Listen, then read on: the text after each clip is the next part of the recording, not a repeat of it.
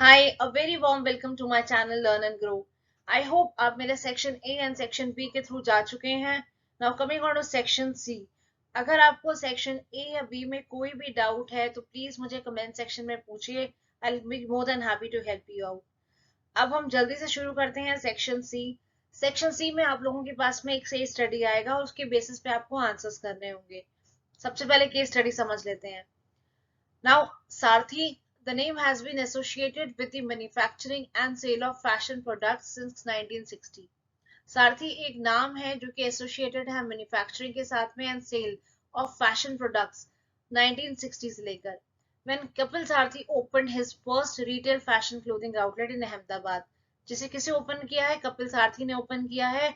अहमदाबाद की आउटलेट है. Sarthi Cosmetics was incorporated in India in 1940 and became a member of the S&M family of companies in 1959. Sarthi Cosmetics हमारी country में 1940 में बनी है और एक मेंबर है S&M फैमिली का since 1959. Sarthi Perfumes began operations in Gujarat in existing administrative S&M facilities in 1985. Sarthi Perfumes ने अपने ऑपरेशन शुरू करे गुजरात में 1985 में. An important difference between S&M and most other companies is that instead of operating as one of the large corporation, it operates as 180 smaller companies, each focused on a specific product and area. बहुत बड़ा difference क्या है S&M में और बाकी companies में कि बाकी कंपनीज एक लार्ज कॉर्पोरेशन की तरह ऑपरेट करती हैं, बट जो ये कंपनी है ये एक 180 स्मॉलर कंपनीज की तरह ऑपरेट करती है. Now implying selective dispersal of authority, recognizing the decision-making makers need for autonomy as decision-making authority is pushed down the chain of command. It enables a company to maintain short lines of communications with the customers, employees, and accelerate the development and the talent. Now here they want to say कि जैसे हमारी company है S&M company है और जो बाकी companies के बीच में डिफरेंस होता है, ये जो कंपनी है 180 स्मॉलर कंपनीज की तरह ऑपरेट करती हैं रादर देन एक बिग कंपनी की तरह. यहाँ पे जो अथॉरिटी है डिस्पर्सल ऑफ अथॉरिटी है और जो डिसीजन मेकर है वो बहुत क्विक होता है. अपार्ट फ्रॉम दैट जो लाइन ऑफ कम्युनिकेशन है वो बहुत छोटी कम्युनिकेशन है जो कि आपका डेवलपमेंट को एक्सेलरेट करने में हेल्प करता है. This is the case study entirely all about. अब हम next question one by one question समझते हैं. Question number 49. Identify the philosophy that is being followed by S&M through which it is dividing the decision-making responsibilities among the hierarchical levels. Now, that is the answer is decentralization of authority. Now, why decentralization of authority? Decentralization का मतलब होता है that you are transferring the authorities to the respective units. Now, जब हम अपनी authority को decentralize करते हैं, that is 180 units को अपनी अपनी authority दी जाती है काम करने के लिए, then the units automatically become powerful. Powerful in terms of they have the authority of doing something and then they become powerful. So that is why the answer here is decentralization of authority. Why? Because decision making responsibilities hierarchy level पे दे दिया गया है. Question number 50. Why there is need to apply the philosophy being followed by S&M with caution?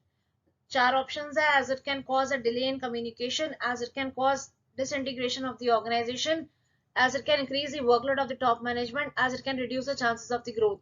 The correct answer to this problem is as it can cause disintegration of the organization. अब why disintegration इसको समझते हैं.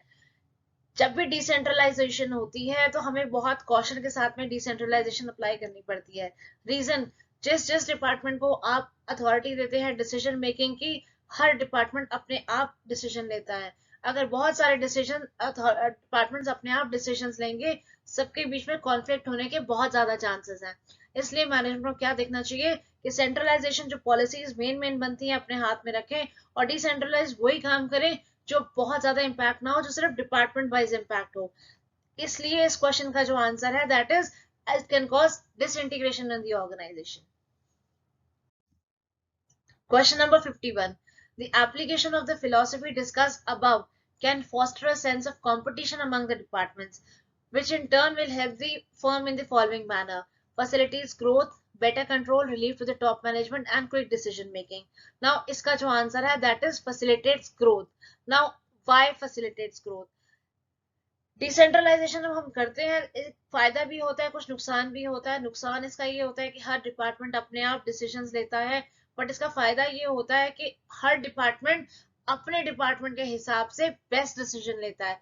अगर एक finance वाले से बोला जाए कि आप एक एचआर के लिए डिसीजन लो, देन फाइनेंस वाला फाइनेंस के हिसाब से डिसीजन ले सकता है, एचआर के हिसाब से नहीं ले सकता। एचआर वाला अगर अपने डिसीजन लेगा तो वो बेस्ट डिसीजन लेगा।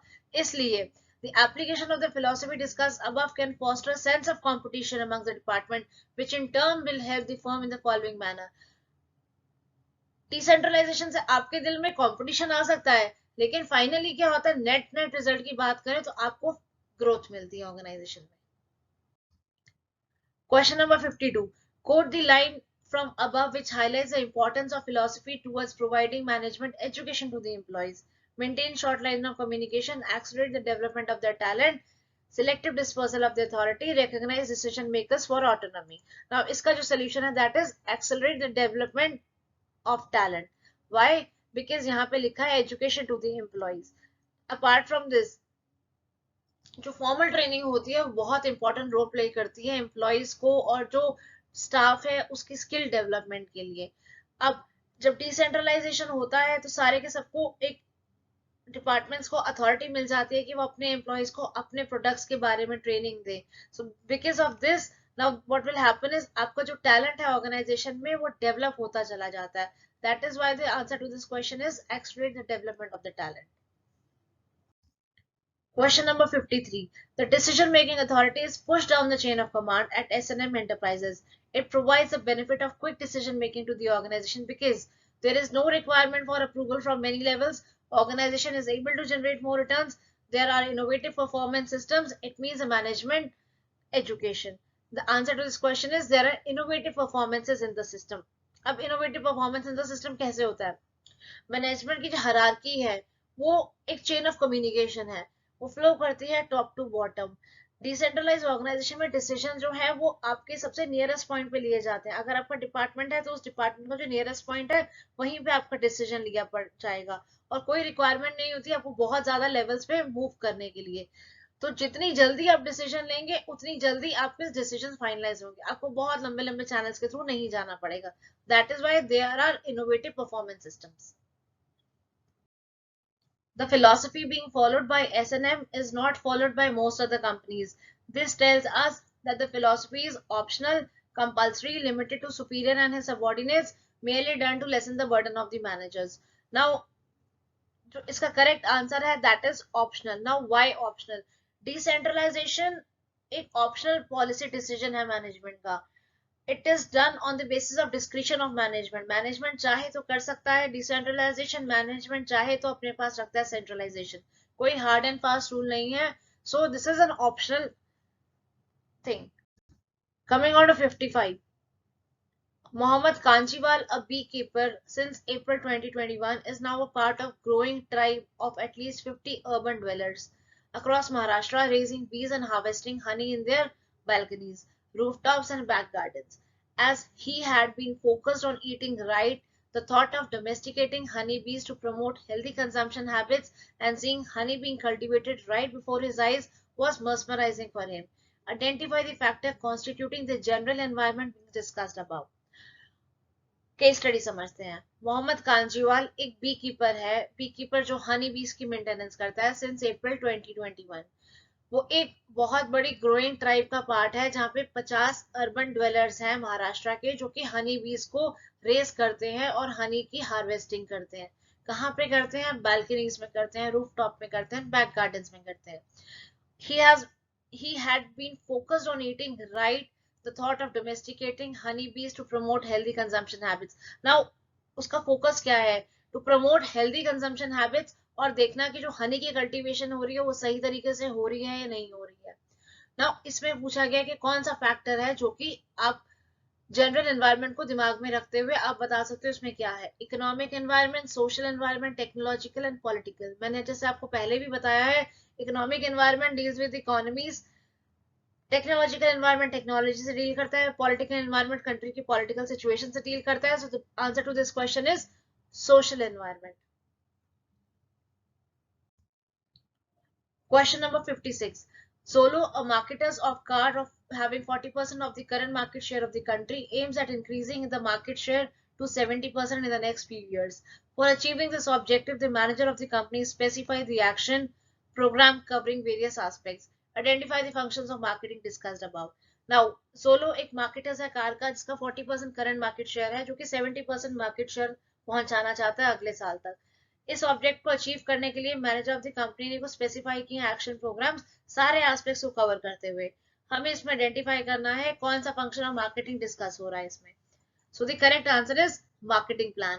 Why marketing plan? Because marketing plan foresees about the marketing condition, what was the marketing condition, what is the marketing condition, or what is going to be the marketing condition.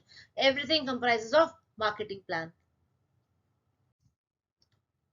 Question 57. Style and Fit, a footwear manufacturing company, has decided to offer 50% of all its products due to fall in demand of its product as more efficient substitutes have been introduced in the market. Identify the pricing objective included by the firm which has made the firm resort to discounting its product. Now, Style and Fit एक footwear manufacturing company है जिसने decide किया कि मैं 50% offer पे सारे के सारे प्रोडक्ट्स को बेच दूंगा क्योंकि इसकी डिमांड गिर गई थी, मार्केट में सब्स्टिट्यूट्स अवेलेबल थे. हमें आइडेंटिफाई करना है pricing objective include by the firm which has made him to resort the discounting. उसने क्यों डिस्काउंटिंग मॉडल चूज किया है? Answer to this question is surviving in the competitive market. Because उसके market में सब्स्टिट्यूट्स अवेलेबल थे, substitutes लोग खरीद रहे थे, his product was not in demand. That is why just to survive in the market उसने 50% ऑफ पे सारा सामान बेच दिया. Question 58. A sanitizer manufacturing company wants to become a market leader. For this purpose, the manager follows an activity with certain logical steps.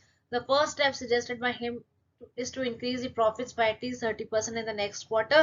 What will be the last step of the activity being followed by the manager? Sanitizer manufacturing company है जो कि market leader बनना चाहता है. इस purpose के लिए manager follows an activity, managers एक लॉजिकल स्टेप्स फॉलो करते हैं. द फर्स्ट स्टेप जो suggested by him is to increase profit at least 30% the next quarter. जो फर्स्ट स्टेप था वो दिखाता है कि किस तरीके से आप 30% मार्केट शेयर आप इंक्रीज कर सकते हो. अब वो हमसे पूछ रहा है हमारा लास्ट स्टेप क्या होगा इस एक्टिविटी में. तो इसका आंसर है that is follow up action. जब आपका प्लान बन जाता है आप उसको ऑर्गेनाइज करके सबको डेलीगेशन दे देते हैं, then finally your work comes is follow up action. आप 12th की तैयारी करते हैं, 12th की तैयारी में आप एक प्लान बनाते हैं, प्लान जब अचीव कर लेते हैं तो फाइनली आप जब उसके रिजल्ट की तरफ जान लेते हैं आप उसका फॉलो अप एक्शन देखते हैं कि अगर मैंने 10 चैप्टर्स लिखा है खत्म करने के लिए, क्या मैंने 10 चैप्टर्स करे हैं? This is your follow up action. Hence the correct answer to this question is follow up action. Question number 59. In Shaleen Private Limited, there is one head Shaleen who has 2 lines of authority under her. One line consists of Sarah, Raja, Rajat, Abhishek, Ismail and Chris. Another line of authority under Shaleen is Lata, Rupa, Geet, Hussain, Preeti. According to the principle of management given by Fayol, if Ismail has to communicate with Hussain, who is at the same level of authority, then illustrate the route he will have to traverse. Now, इस question में क्या है? शालीन private limited एक organisation है जिसको head करती हैं शालीन. शालीन के अंदर 2 लाइंस ऑफ अथॉरिटी हैं, एक सारा, रजत, अभिषेक, इस्माइल, क्रिस और दूसरी है लता, रूपा, गीत, हुसैन, प्रीति. अगर इस्माइल ने बात करनी है हुसैन से, वो कौन सा चैनल फॉलो करेंगे? अब हमारे पास में एक प्रिंसिपल है, principle of scalar chain. Scalar chain का प्रिंसिपल का रोल क्या है? स्केलर चेन का मतलब है एक सुपीरियर सबऑर्डिनेट का रिलेशनशिप होता है. एक फॉर्मल लाइंस ऑफ अथॉरिटी होती है जो हाईएस्ट टू लोएस्ट रैंक में फ्लो करती है. This is called scalar chain. Now इस पर्टिकुलर केस में जो आंसर है that is answer A. Why? Ismail report करते हैं अभिषेक को, अभिषेक रिपोर्ट करते हैं रजत को, रजत रिपोर्ट करते हैं सारा को, एंड फाइनली ये रिपोर्ट करते हैं शालीन को. अगर इन्होंने इस्माइल ने बात करी है तो इस्माइल, अभिषेक, रजत, सारा के बाद शालीन के पास जाएंगे, शालीन डाउन द लाइन आएंगी, लता, रूपा, गीत एंड फाइनली हुसैन से कनेक्ट करेंगे. Okay, according to the technique of scientific management, differential piece weight system, how much more will a worker making 60 units earn as compared to a worker making 49 units if the standard output per day is 50 units, and those who make standard output or more than standard gets rupees 75 per unit and those below get rupees 65 per unit. हमें 4 options दिए गए हैं. अब सबसे पहले यहाँ पे इस क्वेश्चन के अंदर एक चीज क्लियर है कि पर डे 50 यूनिट्स हैं एक स्टैंडर्ड. 50 यूनिट से अगर कोई ऊपर बनाता है then he gate 75 per unit और कोई नीचे बनाता तो ही गेट 65 पर यूनिट्स. अब एक एफिशिएंट वर्कर अगर वो 60 यूनिट बनाता है तो उसे 75 के हिसाब से 4500 रुपीज मिलेंगे। और अगर एक वर्कर 49 यूनिट्स बनाता है तो उसे 49 के हिसाब से 65, जो डिफरेंशियल वेज सिस्टम है वो 65 रुपीज के हिसाब से 3185 रुपीज मिलेंगे। अब जो टेलर ने हमें बोला है कि 4500 और 3185 के बीच में जो डिफरेंस है वो है 1315। 1315 का जो डिफरेंस है वो बहुत अच्छा डिफरेंस है एक एफिशिएंट और नॉन एफिशिएंट वर्कर के बीच में सेग्रीगेशन करने के लिए। हेंस जो इस क्वेश्चन का आंसर है that is 1315। Now, with this, we have come to an end of section A, B and C. Please, आपके कोई questions हो मुझे comment section में comment करिए, मुझसे पूछिए. I'll be more than happy to help you. Apart from that, do subscribe my channel and please press the bell icon for the new videos. I'll be sharing more video for 12th class. Happy exams.